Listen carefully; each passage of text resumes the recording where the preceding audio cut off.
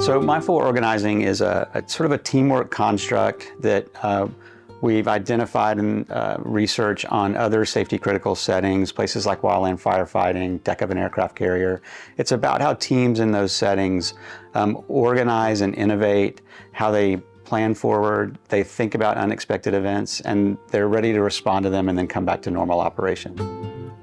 Wildland firefighters is one of the first places we identified mindful organizing, and the U.S. Forest Service actually has a curriculum and trains wildland firefighters in this approach to teaming. So we know that in these complex settings where safety is paramount, the conditions are constantly shifting, and wildland firefighting responses is not one agency going out to do work, but it's a lot of agencies coming together and having to quickly organize themselves to do this really, really difficult and risky work.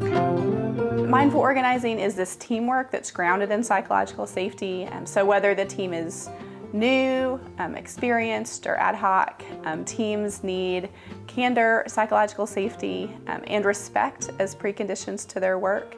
And they really operate within what we might refer to as 6 habits that help build mindful organizing and psychological safety. It's about teams who spend time identifying what could go wrong, so they're not afraid of that conversation. It's like a healthy wariness that they embrace in their teamwork practice to challenge divergent perspectives, consider alternatives. They also talk about mistakes and ways to learn from them. We want talking about mistakes to be a routine part of casework practice.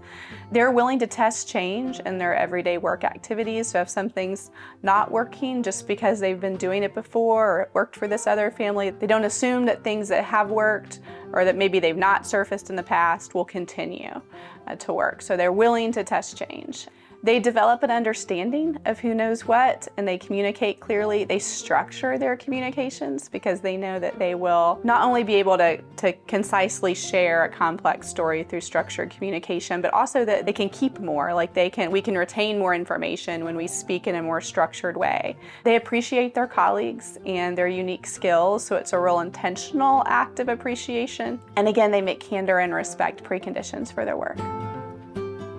We know that when teams are successful at mindful organizing and are psychologically safe, we get this sort of additive effect, and they get even better outcomes than a team that was good at doing one or the other. So a team that's really good at the mindful organizing, or a team that really has high levels of psychological safety. Our colleague Tim Voges at Vanderbilt did an important study looking at mindful organizing and psychological safety across a large number of hospitals.